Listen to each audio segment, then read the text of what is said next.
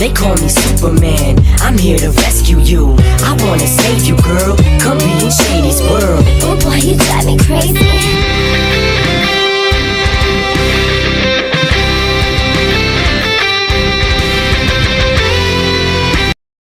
Salut, c'est Zondor, bienvenue sur ma chaîne, Zondor Kaidus. Alors aujourd'hui, je voudrais faire une version intégrale de Superman New 52. Alors qu'est-ce que c'est le Superman New 52 ? En fait, chez nous, ils ont appelé ça, chez Urban, ils ont appelé ça DC Renaissance. Alors qu'est-ce que c'est le New 52 ? Alors je vais revenir à la base de Superman. Superman a été créé en 1938 par Joe Shuster et Jerry Siegel. Il a été suivi par plusieurs super-héros ensuite. Batman en 1939. J'ai pas les dates exactes, mais Wonder Woman en 1940, par là. Pareil pour le Flash. Attention, le Flash, Jay Garrick. Le Flash avec la série sur la tête avec les deux ailettes là. Et également le Green Lantern, Alan Scott. Tout ça, ça se passait avant la guerre. Ils sont réunis, ils ont fait la JSA, Justice Society of America. Ensuite, après la guerre, les comics de super-héros, ça marchait pas trop. Mais on a tenté une relance dans ce qu'on appelle le Silver Age. On a réinventé des super-héros comme Flash, c'était le Flash qu'on connaît, le Flash habillé en rouge, c'était Barry Allen. Et ce Flash-là, là. Et le Flash et le Green Lantern, c'était plus Alan Scott, c'était Hal Jordan. Mais il se passait un truc, c'est que les lecteurs, ils comprenaient plus. Les vrais fans de comics, ils comprenaient plus pourquoi les Superman et Wonder Woman, ils interagissaient avec ces super-héros, avec le nouveau Flash et le nouveau Green Lantern. On voulait savoir où étaient passés les anciens Flash et Green Lantern. Et donc un jour, les scénaristes, ils ont décidé,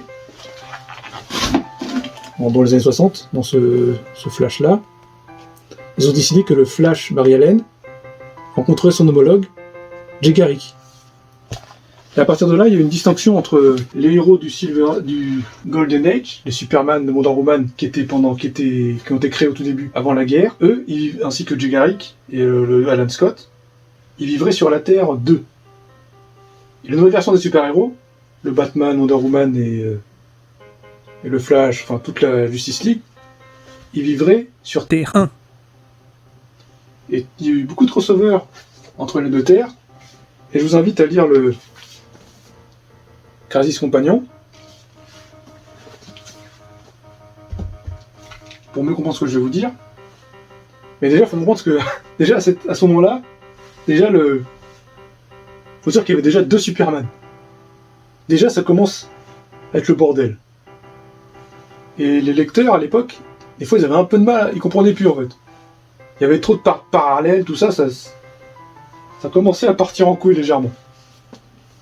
Jusqu'en 1986, où il y a eu le crossover Crisis on Infinite Earths. Alors ce méga crossover DC, il servait de repartir sur des bonnes bases pour l'univers DC. Et quelle bonne base, puisque tout ce qui est sorti après, à partir de 86, enfin, pour moi personnellement, et je pense pour beaucoup d'autres d'ailleurs, on a eu des pépites du genre le Batman, le Superman de John Byrne, également le Wonder Woman de George Perez, mais aussi le Batman de Miller, avec Batman année 1. Il y a eu plein d'autres récits. Et à partir de là, c'était une nouvelle continuité pour l'univers DC. Jusqu'en 2011, avec le crossover Flashpoint. Alors, je suppose que vous connaissez Flashpoint, par rapport au film d'animation qu'il y a eu. Alors, je vais faire un court résumé. Barry Allen, il a fait une connerie. Il a remonté le temps pour sauver sa mère, mais en remontant le temps, ça a fait des anomalies sur sa Terre, ça a créé le monde de Flashpoint. Et pour vouloir réparer son erreur, il a remonté le temps encore une fois. Mais en faisant cela,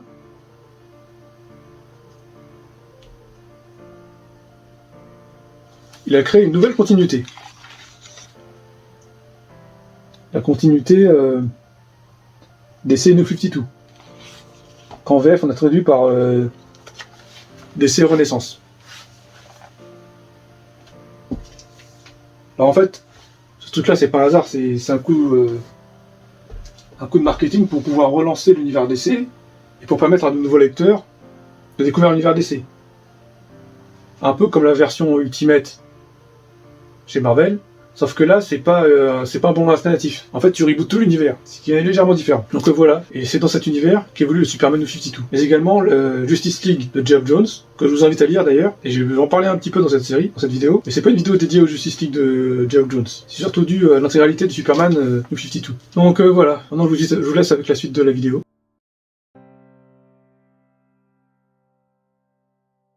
Nous avons affaire à une nouvelle version de Superman, se déroulant dans l'ère New 52. Kal-El de Krypton atterrit dans la ville rurale de Smallville, et il est recueilli par Martha et Jonathan Kent. Jusque-là, rien de différent par rapport aux précédentes versions.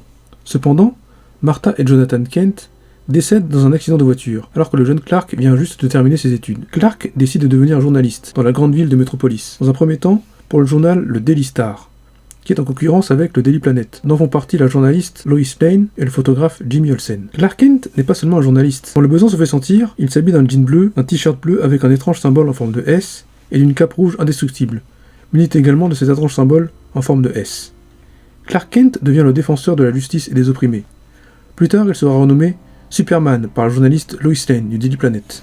Superman doit d'abord faire face au gouvernement, dont le scientifique Lex Luthor, qui gardait secrètement le vaisseau qui avait envoyé Kal-El sur Terre. Superman se fait capturer par Luthor, mais il arrive à s'échapper. Par la même occasion, il fait connaissance avec son vaisseau kryptonien. Mais le problème, c'est que ce contact provoque l'arrivée de Brainiac sur Terre, qui veut capturer le dernier kryptonien. Brainiac miniaturise la ville de Metropolis et la place hermétiquement à bord de son immense vaisseau spatial. Superman demande l'aide de John Henry Iron pour veiller sur les restes des habitants de Metropolis, pendant que lui, Superman, s'envole dans l'espace à la poursuite du mystérieux vaisseau qui a capturé la ville de Metropolis. À bord du vaisseau extraterrestre, connu plus tard sous l'identité de Brainiac le collectionneur de mondes, Superman retrouve non seulement la ville miniaturisée de Metropolis, mais également des milliers d'autres villes, de mondes différents, dont une certaine ville de Kandor, de Krypton. Superman trouve également un costume entièrement blanc, lui rappelant des vagues souvenirs de son enfance sur Krypton, avant d'avoir été expédié sur Terre. À son contact, le costume devient bleu et rouge, qu'on connaît.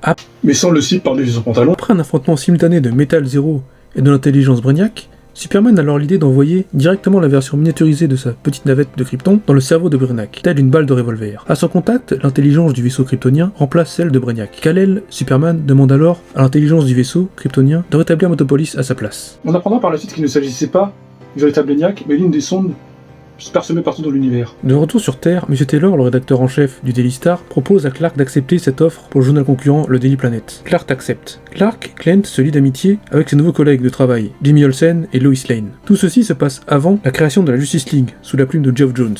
Superman doit également affronter le mystérieux Mr. Pixie Petelka sur différentes temporalités. Alors, je vous avoue que j'ai apprécié moyennement ce passage. Grant Morrison va un petit peu trop loin, je pense. Surtout dans ces deux. On apprendra par la suite que Mr. Pixie Petelka est responsable de la mort de Jonathan et Martha Kent. Clark Kent sera embauché durant un temps pour le Daily Planet. Le journal sera entre-temps racheté par Morgan Edge, ce qui déplaît fortement à Clark Kent, le poussant démissionner, n'approuvant pas les méthodes de son nouveau patron. Clark fondera avec son ancienne collègue, Catherine Grant, le site clarkketopolis.com. Clark Kent sera tout de même toujours très ami avec Lois Lane, mais contrairement à la continuité des autres versions, Lois et Clark ne formeront pas un couple. Lois préférant le journaliste de guerre Jonathan Carroll. Clark Kent, lui, entamera une relation avec sa coéquipière Amazon de la Justice League, Wonder Woman. La série principale, scénarisée par Scott Lobdell, nous introduit le docteur Shea Veritas, qui apporte une grande aide à Superman quand il est dans le besoin. Superman devra affronter certaines versions de sa galerie de super-vilains. Le Parasite, Lex Luthor, le Général Zod, remis à jour à la sauce New 52, mais également des nouveaux antagonistes créés pour l'occasion. Dans le récit Superman Unchained, on découvre l'extraterrestre Verse, qui travaille pour le gouvernement américain depuis 1938. Un léger clin d'œil à la date de parution du premier Action Comics, où est paru Superman. Dans les deux récits crossover Hell on Earth et Krypton Returns, réunissant Superman, Supergirl et Superboy, nous présente Elle, un personnage qui prétend être un autre rescapé de la planète Krypton, mais qui découvrira lui-même ne pas être celui qu'il pensait être. Et je vous laisse avec ça, à vous découvrir par vous-même. Les deux récits, Hell on Earth et Krypton Returns, sont surtout là pour nous permettre de réunir la Superman Family, version New 52. Superman devra également faire face à une guerre psy entre Hector Hammond, issu des comics Green Lantern, et la Reine de la Ruche. La Reine de la Ruche étant l'une des 20 victimes des disparus infectées par Brainiac. Lois Lane se fait elle-même infecter par le virus Brainiac. Son corps sera dans le coma, mais elle aidera Superman avec son corps astral. La nouvelle Lois découvrira l'identité secrète de Clark Kent Superman. Après un affrontement contre le parasite, Lois Lane sortira du coma, mais ne semblera pas oublier le secret de la double identité de Clark Kent Superman. Dans les comics, Superman et Wonder Woman, le couple super-héroïque devront affronter le retour du général Zod et de Faora. Après avoir envoyé les super-vilains kryptoniens dans la zone fantôme, d'où ils n'auraient jamais dû s'échapper, les super-héros doivent faire face à une autre menace. Le monstre kryptonien Doomsday vient également de s'échapper de la zone fantôme. Contrairement à la précédente version de 1993 dans les comics La mort de Superman, cette version de Doomsday est carrément beaucoup plus dangereuse. Ce monstre crée une aura autour de lui qui consume toute créature vivante dans sa proximité. Superman n'a pas d'autre choix que de l'expédier dans l'espace pour l'affronter. De retour sur Terre, il stoppe le monstre Doomsday en le déchirant en deux. Malheureusement, en faisant cela, Superman se transforme petit à petit en Doomsday. Malgré l'intervention de Wonder Woman, Batman et ses autres collègues de la Justice League, l'armée des États-Unis d'Amérique, sous le commandement de Sam Lane, décide de faire exploser une bombe à kryptonite dans l'atmosphère, ce qui oblige Superman à quitter la Terre. Malheureusement, l'entité Brainiac profite de l'opportunité de l'absence de Superman pour envahir à nouveau la Terre par l'intermédiaire de Lois Lane, qui a été contaminée. De leur côté, Batman et la Justice League tentent de résoudre les solutions en voyageant eux-mêmes dans la zone fantôme. Lex Luthor parvient à résoudre le problème de la kryptonite dans l'atmosphère. Lex Luthor faisant partie de la Justice League suite à Forever Evil. Pendant ce temps, dans l'espace, Super Doom, le Superman infecté, aidé de Lana Lang et de John O'Haron, alias Steel, se confronte dans un premier temps à la cousine de Superman, Supergirl, devenue une réelle lanterne, puis un cyborg Superman. Dans cette version, Cyborg Superman n'est pas en Kensho, comme c'était le cas dans les comics La mort de Superman. Non, dans ce cas-là, c'est encore une autre version. Il s'agit de Zor-El, le père de Kara Zor-El. C'est pour ça qu'il est important de lire les comics Supergirl. Le cyborg prépare l'invasion de Brainiac sur Terre. Il s'agissait en fait d'une distraction pour éloigner Superman de la Terre, tandis que le reste de la flotte prépare l'invasion de Brainiac, par l'intermédiaire de Lois Lane. Superman retourne précipitamment sur Terre, en laissant un cyborg Superman ricanant. De retour sur Terre, Superman peut agir à sa guise, pour stopper l'invasion de Brainiac, mais le rat maléfique de Doomsday parcourt encore son organisme, l'empêchant d'user totalement de ses super pouvoirs. C'est alors qu'apparaît l'énorme vaisseau de Brainiac, autour de la Terre. Superman n'a pas d'autre choix que d'aller affronter Brainiac dans l'espace. Superman laisse libre cours à toute sa rage que lui confère Doomsday, pour défaire l'emprise mentale de Brainiac sur les Terriens. Après avoir sauvé la Terre, Superman et Brainiac sombrent tous les deux dans un trou noir. Superman réapparaît et retrouve le chemin de la Terre, le virus Doomsday ayant miraculeusement disparu de son organisme. Parce que scénario de comics. Clark Kent, doutant encore de l'utilité de son rôle de Superman, il rédige un article contre Superman. Cet article ne plaît pas du tout à Lois Lane. Clark a alors la confirmation que tous les souvenirs de sa double identité de Clark Kent Superman ont disparu de la mémoire de Lois. Après avoir aidé Lana Lang et John O'Haron à Smallville à affronter l'Ultra-Humanite, Clark Kent se découvre un tout nouveau pouvoir, après avoir affronté Ulysse. Un enfant rescapé d'un laboratoire terrien qui a été plongé dans une autre dimension pendant 25 ans. Ce nouveau pouvoir consiste en une éruption solaire très puissante, qui le décharge de tous ses autres super-pouvoirs, durant 24 heures. Alors que Clark Kent arrive à être convaincu par son ancien patron, Perry White, de reprendre son ancien poste au Daily Planet, Clark Kent décide de dévoiler son identité secrète de Superman à son meilleur ami, Jimmy Olsen. C'est alors que les choses se compliquent. Une mystérieuse organisation terroriste du nom de Horde Roots prend contact directement avec Clark Kent, le menaçant de dévoiler son identité secrète de Superman s'il ne fait pas tout ce qu'on lui demande. Pris de court lors d'une embuscade le visant lui ainsi que Lois et Jimmy, Clark se voit obligé de dévoiler également sa double identité à sa collègue Lois Lane. Horde Roots est en fait une conscience informatique qui prend possession d'hôtes humains. Voulant désactiver Horde Roots définitivement, Lois Lane et Clark Kent s'infiltrent dans sa base, mais ils se font capturer. Horde Roots menace Superman en demandant à Clark de laisser ses androïdes puiser son énergie solaire. Sinon, il dévoilera sa double identité secrète dans le monde entier, via divers réseaux sociaux et blogs sur internet. Voulant porter secours à son ami, Mais je précise, cela partait à la base d'une bonne volonté. Lois Lane décide de dévoiler elle-même l'identité de Clark Kent, Superman, sur internet. Ce qui permet à Superman de se libérer et d'exploser entièrement la base d'Horde Roots. On découvrira Via l'intermédiaire de Jimmy Olsen qui était possédé durant un moment par Horde Roots. que Horde Roots était en fait la conscience d'un ancien hacker handicapé et descendant de Vandal Savage, qui voulait prouver sa valeur à son aïeul en transférant son esprit en données informatiques. C'est alors une lente descente aux enfers pour Superman. En plus d'une perte drastique de ses super pouvoirs, sa double identité de Clark Kent étant révélée au monde entier, il est pourchassé par le gouvernement des États-Unis. Clark décide également de rompre avec Diana Prince, Wonder Woman, n'approuvant pas sa méthode d'avoir interrogé ses proches dans son dos avec le lasso de vérité. Ce qui partait également d'une bonne volonté, comme Lois Lane précédemment. Superman tente de se réfugier dans sa forteresse de solitude, mais même cela lui est interdit. Suite au dysfonctionnement de ses super-pouvoirs, la forteresse ne reconnaît pas son ADN. Son costume bleu et rouge lui est même arraché par la forteresse, ne lui laissant que des lambeaux de sa célèbre cape rouge indestructible. Seulement muni d'un t-shirt bleu avec un nouveau symbole, d'un jean bleu et des limbeaux de sa cape rouge sur ses poings, Superman parcourt la route sur une moto pour aider les démunis. Il ira dans un premier temps aider les habitants de son ancien quartier, où il résidait en tant que Clark Kent, à Metropolis. Lui et les habitants du quartier seront confrontés à Rage, qui tire ses pouvoirs d'une mystérieuse matière noire. Plus tard, il se révélera que Rage est une enfant de Vandal Savage. Tu le sens, le boss final qui arrive là?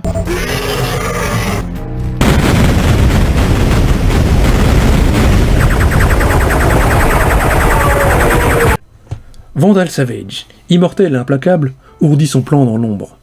La météorite qui lui a donné son immortalité il y a des millions d'années de cela s'apprête à revenir en orbite autour de la Terre. Mais afin de mettre son plan en exécution, Savage veut neutraliser tous les héros de la Terre, y compris Superman, dont on apprendra que c'est à cause de Savage que celui-ci a perdu ses pouvoirs. Savage absorbe la tour spatiale de la Justice League, ainsi que la forteresse de solitude de Superman, ce qui donne assez de puissance à son satellite pour canaliser le pouvoir de la météorite en orbite autour de la Terre. Parce que... Cherche pas, logique de comics. Bref, Superman finit par trouver un moyen d'affronter Vandal Savage en se munissant d'une kryptonite autour de son cou, qui bien que l'affaiblissant, lui fournit d'autres capacités. Au final, lors de son ultime affrontement, Superman récupère tous ses pouvoirs, ainsi que son ancien costume, et il défait Vandal Savage. Malheureusement, le combat contre Rao, À lire dans le JLA, ainsi qu'une surexposition à la kryptonite et d'une chute dans un puits à fusion à Apocalypse, à voir dans les derniers chapitres de Justice League de Geoff Jones.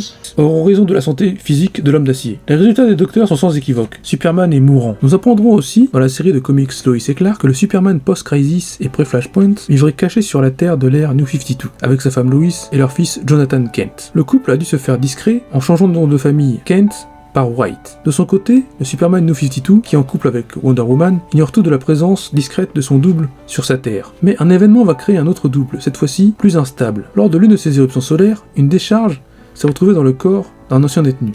Ce détenu se prend lui-même pour Superman Clark Kent, avec un désir dément de vouloir reconquérir sa vie. Malheureusement pour cela, il est prêt à tout, quitte à faire du mal aux proches du vrai Superman. D'autant plus que s'il n'est pas arrêté en vitesse, il pourrait faire encore plus de dégâts en explosant. Malgré de multiples affrontements, contre Superman, Wonder Woman et Batman, Superman réunit ses dernières forces pour propulser le double dans l'espace. Superman est alors aidé in extremis par une autre version de lui, un peu plus âgé, barbu et vêtu d'un étrange costume noir. Superman remercie son nouvel ami, mais l'éjecte sur Terre en lui disant que la Terre aura besoin de lui. Après un ultime affrontement, en prenant soin d'être assez éloigné de la Terre, Superman affronte son double à coup de vision thermique aux lueurs maladives de kryptonite. Le double solaire explose et Superman absorbe de plein fouet l'impact.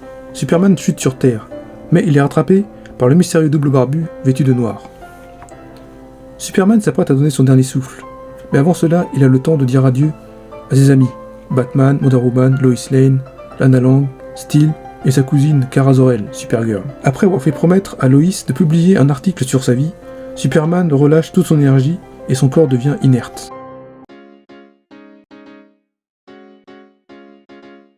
Au départ, j'ai eu beaucoup de mal à me lancer dans les comics Superman New 52. J'avais bien conscience qu'il s'agissait d'un reboot du personnage, mais je voulais en savoir plus sur le personnage post-Crisis et pré-Flashpoint. Donc je voulais tout lire sur le Superman d'avant Flashpoint. Ça tombe bien, Urban venait de sortir Man of Steel, tome 1, de John Byrne. Ouais, ça tombait bien, ouais. Dommage qu'il ait fallu attendre 5 ans pour avoir la suite. Et même pas dans ce format, c'est dans le format Superman Chronicles. Cela dit, cela ne m'a pas empêché de lire Aquaman New 52, ainsi que Justice League New 52, de Geoff Jones. Merci Os Comics et Reboot 2G. Allez voir leur vidéo d'ailleurs. Après avoir lu entièrement le run de Geoff Jones sur Aquaman ainsi que Justice League, je me suis dit, bon bah maintenant que j'y suis, allons-y. Et c'est comme ça que je me suis finalement lancé dans les Superman New 52, contre l'avis général des spécialistes comics. Ouais, Superman New 52 c'est nul, c'est même pas le vrai Superman. Superman New 52, c'est une honte, et j'ai kiffé. Et heureusement que j'ai voulu me faire mon propre opinion sur le sujet. Oui, il y a quelques différences avec la version d'origine, on a affaire à une version de Superman un peu plus torturée, mais il est toujours Superman au fond. Et dans ce cas, que dire de Superman issu du jeu Injustice? Les parents Kent. Alors oui, moi aussi j'aurais préféré que Jonathan et Martha Kent soient vivants. Cependant, le fait que ce Clark Kent recourne sans cesse sur la tombe de ses parents adoptifs ne le rend-il pas tout aussi humain? Je pense que les auteurs ont tenté de rapprocher Clark Kent de son ami super-héroïque Bruce Wayne, en faisant de lui aussi un orphelin. Faut pas se leurrer, Batman ça fait toujours plus vendre que Superman. Le costume. Il y a aussi un choix de costume assez différent de sa version d'origine. Depuis 1986, dans la période post-Crisis, le Superman de John Byrne nous a été décrit avec un costume de Superman cousu à la main par Martha Kent. Ce faisant, ce costume de Superman renforçait l'idée que Superman était avant tout un humain, avant d'être un surhomme. Dans la version New 52 post-Flashpoint, nous avons à en faire un tout nouveau costume. Au-delà du slip rouge, qui n'est plus sur le pantalon, Eh oui, Zack Snyder n'a rien inventé dans son film Man of Steel. Je tiens à préciser ça pour tous les fans d'Henry Cavill qui me ce costume est également plus organique, plus kryptonien. Je n'irai pas jusqu'à dire qu'il s'agit d'un symbiote, comme Venom, mais presque. Il y a également certains autres petits détails qui le différencient du costume classique. Un col remonté, des manches plus longues qui recouvrent le dos de ses mains. Ce costume a également un côté plus pratique, pour passer de Clark Kent à Superman. Personnellement, j'ai beaucoup apprécié l'introduction du personnage dans Action Comics, dans Grant Morrison. Nous introduire Lex Luthor, Metallo, Steel, Brainiac, K dans le premier tome, je trouve qu'il s'agit d'un exploit bien orchestré. Bon, après, j'ai moins apprécié les deux autres tomes, qui mettent en scène Mr. XY, qui se joue sur différentes temporalités. Grant Morrison fait son Grant Morrison, aux grandes dames des spécialistes comics. Je veux dire, je ne dis pas que je n'ai pas compris le fond de ce que Grant Morrison tente de nous expliquer, mais il utilise parfois des notions scientifiques un peu trop complexes. Par contre, un truc que j'ai beaucoup apprécié, à la fin du premier tome, c'est la subtilité du passage du Daily Star au Daily Planet. Il faut comprendre par là que le Daily Star est le premier nom donné au journal où travaille Clark Kent en 1938, durant le Golden Age. Un concept qui sera utilisé des années plus tard pour différencier le vieux Superman de Terre 2 et le jeune Superman de Terre 1. Ensuite, il y a la série principale, Superman, qui a eu différents scénaristes et dessinateurs, jusqu'à l'arrivée de Scott Lobdell. Je n'ai pas forcément apprécié cette série. On a souvent affaire à des histoires qui tournent un peu en rond. Tu sens que les scénaristes n'ont pas trop d'idées, comme l'idée d'introduire Hellspawn des comics Wildcat dans l'univers DC. Un personnage qui est introduit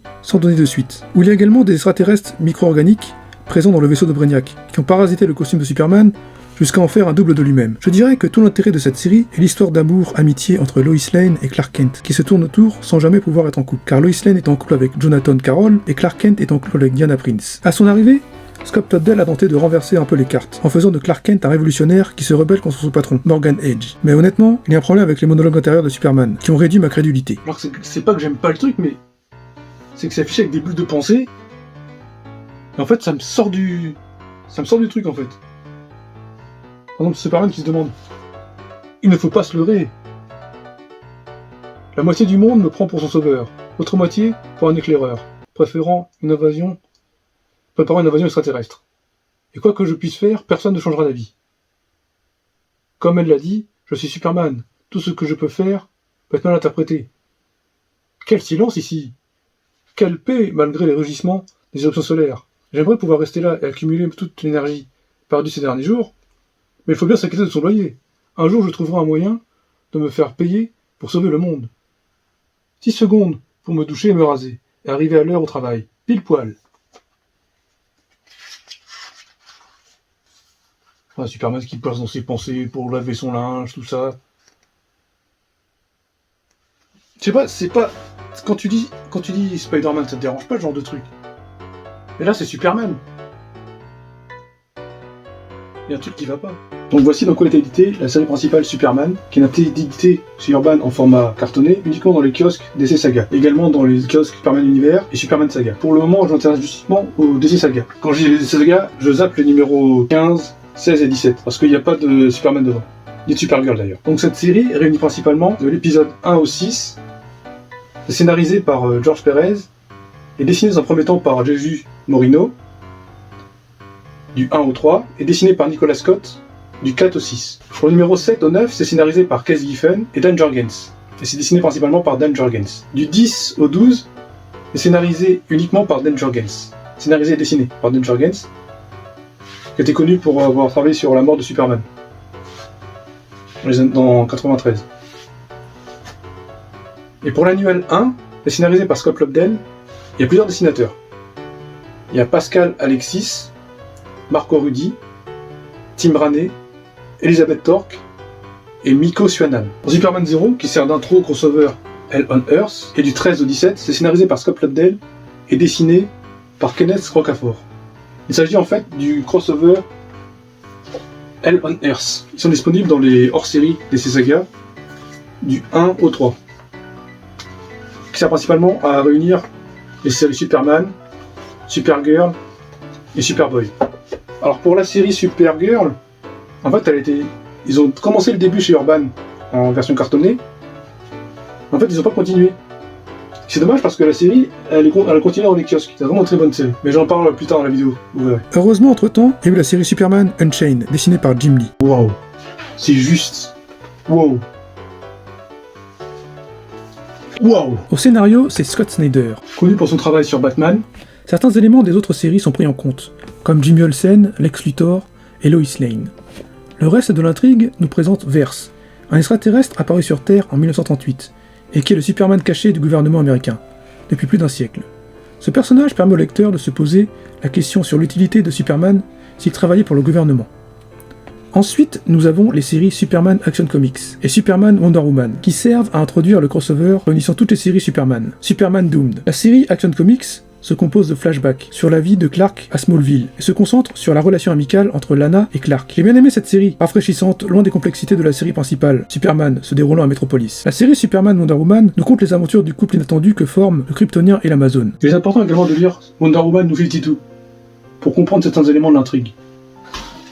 Notamment la famille divine de Wonder Woman. Malgré l'effet roman à l'eau de rose que peut sembler être ce récit, il évoque également tous les problèmes que peut provoquer l'idée que les citoyens lambda peuvent penser d'un couple de super-héros de cette envergure. Alors nous sommes bien loin des comics The Boys de Garth Ennis, avec le Homelander et Queen Maeve. Et heureusement d'ailleurs, hein. Le tome 1 nous introduit également un couple de super-vilains mythiques de Superman, le général Zod et sa compagne Faora. Tous les deux sont confrontés à Superman et Wonder Woman. Le résultat de cet affrontement libéra la créature Doomsday de la zone fantôme. J'ai bien apprécié cette série, les dessins sont magnifiques et l'idée de nous présenter un couple encore inédit jusque-là, je trouve ça très original. Malheureusement, toutes les bonnes histoires ont une fin. Dans le tome 3, face à ce que Clark ressent comme une trahison de Wonder Woman envers lui, qui a interrogé ses amis avec le lasso de vérité, Clark décide de rompre avec la princesse Diana de Themyscira alors qu'il s'apprêtait à la demander en mariage. Entre-temps vient s'insérer le crossover Superman Doom et Superman le règne de Savage. Pour le premier, Superman Doom, j'ai bien aimé l'idée de base de faire de Superman une menace qui a été infectée par Doomsday. Mais j'ai moins aimé le fait de mêler Brainiac à tout ça. Ça fait un peu trop tout ça. Au bout d'un moment, tu ne sais plus trop ce qui se passait. Pour le second crossover, Superman le règne de Savage, bien que je n'ai pas aimé ma première lecture, je dois avouer qu'après une seconde lecture, j'ai bien mieux apprécié. Le scénario est moins confus que Superman Doom, en se concentrant sur Superman affaibli, célibataire dont l'identité secrète a été révélée au monde entier. Et je kiffe le look de Superman, en jean bleu, t-shirt bleu avec un nouveau symbole qui ressemble à son premier symbole de la série animée des studios Fletcher de 1941, avec un S rouge sur fond noir. Il y a également le reste de sa cape indestructible sur ses poings et chevauche une moto. Alors peut-être est-ce une nostalgie des comics Wolverine des années 2000, en tout cas je trouve son look très badass. Bien sûr je comprends parfaitement que ce changement de vestimentaire ne plaise pas à tout le monde, et tout comme l'araignée de la maison des idées concurrente, on en revient toujours à son costume rouge et bleu, ainsi qu'un super-héros ayant retrouvé ses capacités. Mais la suite n'est pas de tout repos. Le comic Superman Requiem sonne le glas du Superman New 52. Une mort certes moins impactante que le comics La mort de Superman de 1993, mais qui suscite malgré cela un peu d'émotion, si on a lu l'entièreté de ses aventures. Cela dit, cette mort perd un peu de sa tragédie quand on sait que le Superman pré-Flashpoint sera là pour le remplacer. Un Superman que de nombreux fans préfèrent. Les collègues super-héros. Faisant partie de la Justice League, Superman côtoie les plus grands super-héros de l'univers DC. Parmi eux, se trouve celui qu'il considère comme son ami, Batman. Je ne vous ferai pas l'affront de vous demander si vous connaissez Batman, hein. Bande de bat fanatiques ingrats. Je vous vois. En dehors des comics Justice League de Geoff Jones, cette amitié a été mieux développée dans les comics Batman Superman New 52. Alors j'ai bien aimé le premier arc nous montrant des événements se déroulant avant la formation de la Justice League. On y retrouve un jeune Superman, encore en jean bleu et t-shirt bleu, muni d'une cape indestructible, tout comme nous est présenté dans les comics Superman, la Genèse de Grant Morrison. Ce Superman et le Batman, qui ne se connaissent pas encore, sont projetés sur la Terre 2, bien avant l'invasion de Darkseid sur cette Terre également, et bien avant les événements des comics Earth 2, New 52. Sur cette Terre 2, les jeunes Superman et Batman sont confrontés à une version plus âgée et plus classique d'eux-mêmes. On apprend par ailleurs que sur Terre 2, Clark et Bruce sont amis depuis leur enfance. Les parents Kent sont encore vivants et sont amis avec Alfred Pennyworth. Après cette aventure, Clark et Bruce verront leurs souvenirs effacés, mais des rescapés de Terre 2, Power Girl et Huntress, réveilleront ces vieux souvenirs. Wonder Woman. Bien plus qu'une alliée, l'Amazon devient également son amante dans les pages de Justice League de Geoff Jones. Leur histoire sera mieux développée dans les comics Superman Wonder Woman, dont j'ai parlé un peu plus haut. Alors l'idée d'une histoire d'amour entre ces deux figures mythiques de l'univers DC ne date pas d'hier. Il avait déjà été évoqué dans quelques Elseworlds, Superman Red Son, The Dark Knight Strike Again, et également récemment dans Injustice. Mais cette histoire n'avait jamais fait partie d'une continuité principale, et en cela c'est inédit, d'autant plus qu'il s'agit du couple le plus logique. Bah quoi, c'est vrai? Y'a que moi que ça dérange de voir Thor courir après Jane Foster dans le deuxième film Thor The Dark World. En bref, je m'égare. Je ne dis pas par là que le couple Clark Kent Lois Lane n'est pas mythique, mais Superman Wonder Woman c'est d'un autre niveau. Cependant, lier Superman à une demi-déesse grecque ne peut résulter qu'à par une tragédie. Tragédie grecque? T'as compris la blague? Les collègues du Daily Planet et d'ailleurs, Lois Lane. Dans cette continuité, Lois Lane préfère rester amie avec Clark, mais c'est tout de même parfois un peu ambigu. Je me demande d'ailleurs si les scénaristes n'avaient pas prévu de lier ces personnages après sa rupture avec Wonder Woman si Superman n'était pas mort. Je dis ça parce que dans les comics Superboy, New 52, Connell, le clone de Superman, est projeté dans un futur alternatif où il sera confronté à une version d'un fils maléfique de Clark Kent et Lois Lane. Enfin, c'est juste une théorie comme ça. Cela dit, Lois Lane reste Lois Lane malgré elle, peu importe la continuité. Il s'agit d'une femme forte qui a subi une une éducation militaire par son père, le général Samuel Lane. Elle reste une alliée de choix pour Superman, malgré le fait qu'elle révèle son identité secrète à la Terre entière. Mais si elle a fait ça, c'est pour permettre à Superman de se débarrasser de Horde Roots, qui lui a posé un chantage. Jimmy Olsen. Dans cette continuité, le jeune photographe stagiaire du Daily Planet est également le meilleur ami de Clark à Metropolis. Ils sont d'ailleurs colocataires. Clark décide d'ailleurs de lui révéler en premier son identité secrète, un moment fort en émotion, ce qui fait de lui un personnage très important dans l'entourage de Clark. N'est-ce pas, tous les fans du Snyderverse, Jimmy Olsen n'est pas juste une anecdote en début de film. Cat Grant. Cat Grant est la collègue de Clark Kent avec qui il décide durant un temps de former le site catclarkopolis.com. Cependant, elle aura une importance mineure dans la suite de ses aventures. Lana Lang. Tous les fans de la série Smallville savent qui est Lana Lang. Ah, la belle Kristen Clark. Cependant, la série Smallville a oublié un léger détail. Lana Lang n'est pas une brune métisse asiatique aux yeux verts. Non, dans ses débuts en comics, dans Superboy 10 en 1950, Lana est une rousse, ce qui est également le cas dans les comics New 52. Lana est la meilleure amie de Clark depuis son enfance, à Smallville. Lana sait tout de Clark et Superman. Lana permet également de faire un lien entre Clark et Smallville. Cependant, Lana reste toujours très amoureuse de Clark, mais elle trouvera du réconfort auprès de John Henry Iron, alias Steel. La Superman Family. La Superman Family de l'ère New 52 se compose essentiellement de 3 personnages. Superman, évidemment, mais également de Supergirl et Superboy. Supergirl. Pour Supergirl, j'ai lu quasiment toute sa série dans les kiosques DC Saga et Superman Univers. Et waouh, j'adore cette série. Il s'agit certainement de l'une des meilleures séries que j'ai lues jusqu'à présent sur la Superman Family New 52. On est bien loin du cliché standard du Silver Age de 1959, qui n'était qu'une réédite de Superman au féminin. Ce qui me dérangeait principalement dans le début de la série Supergirl sur la CW. Ici, non, pas du tout. On a affaire à une version beaucoup plus agressive de Supergirl qui refuse de croire à la destruction de Krypton, mais également que son petit cousin Kal-El soit devenu un jeune adulte en si peu de temps. La meuf a mis une patate de fourrure à Superman dès leur première rencontre, en défonçant la muraille de Chine. On est également loin de la gentille Supergirl, qui essaie de s'intégrer aux humains, en suivant l'exemple de son cousin. Bon, elle se lie tout de même à quelques humains, tels que Siobhan Smith, alias Silver Benchy, mais elle reste malgré tout très instable, et ne perd pas l'occasion à tout moment de péter un câble. Ce qui est une version très réaliste du personnage en fait. Kara n'a pas été élevée par ses parents terriens aimants, comme l'a été son cousin. Kara a vécu ce Krypton qui a implosé. On découvrira même, durant ses aventures, une nouvelle version de Cyborg Superman. Cette nouvelle version est en fait Zor-El, le père de Kara, qui a fait un pacte diabolique avec Brainiac en espérant sauver Argo City en pleine dérive dans l'espace. Kara aura tellement une rage en elle qu'elle rejoindra durant un temps le corps des Red Lantern. Elle arrivera à se défaire de l'anneau rouge et reviendra sur Terre suite aux événements Superman Doom. Elle se liera à un jeune handicapé, en fauteuil roulant, mais sera de nouveau enlevée à la Terre pour faire partie d'une équipe d'école de super-héros galactiques nommée le Creuset. Bon, j'avoue, j'ai moins aimé ce passage. Elle sera de nouveau expédiée sur Terre et essaiera de mener une vie tranquille avec son petit ami, en travaillant dans un fast-food. Mais elle découvrira qu'elle aura perdu mystérieusement son invulnérabilité. Lors des événements Superman Requiem, Superman sera à sa recherche et la trouvera à National City. On apprendra qu'elle essaie de retrouver ses pouvoirs qui avaient disparu suite aux conséquences des événements de Superman, le règne de Savage. Elle était aidée par Jeremiah et Elysia Danvers.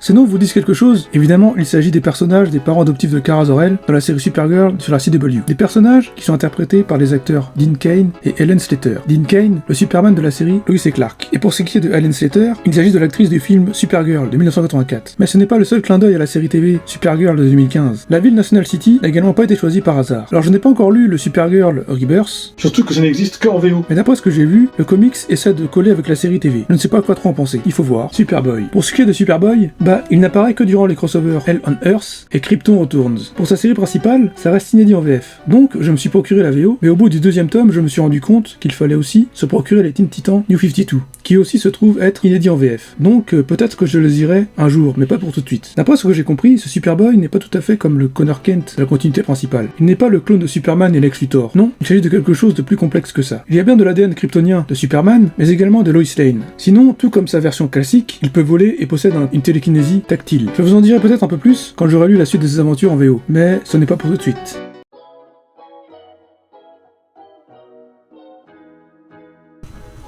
Conclusion du Superman New 52. Je pense avoir fait brièvement le tour du Superman New 52. Dans l'ensemble, tout n'est pas parfait, mais tout n'est pas acheté non plus. Il y a de bonnes comme de mauvaises idées. J'adore l'idée du nouveau costume par exemple. J'adore également l'idée que Jimmy et Clark soient meilleurs potes et colocataires. Mais j'ai tout de même un peu de mal avec la mort des parents de Kent, avant que Clark ne soit Superman. Même l'idée de Superman et Wonder Woman, ça peut sembler génial et inédit comme ça, mais au final, ce n'est pas bon du tout pour le personnage de Superman. Ce qui définit l'humanité du personnage de Superman, c'est son amour pour Lois Lane. À terme, se lier à Wonder Woman risque de lui monter à la tête, et de s'imaginer être un dieu au-dessus des humains. Tout ça reste des détails qui ne m'ont pas empêché d'apprécier mes lectures. À présent, je débute mes lectures Superman Rebirth, et ensuite j'attaquerai Superman Infinite. Voilà, la vidéo est à présent terminée. Vous avez compris, il y a les Superman de Grant Morrison, en 3 volumes. Ensuite viennent s'ajouter les Superman des DC Saga, dont je vous ai parlé en kiosque. Et surtout le crossover Hell on Earth. Mais également les Superman Univers et les Superman Saga, qui sont en fait la suite de cette revue. Ensuite Superman Unchained, Superman Action Comics, Superman Wonder Woman, Superman Doom, Superman Action Comics, Panic à Smallville, Superman Wonder Woman tome 2, Chère Vengeance, Superman Action Comics tome 3, Révélation,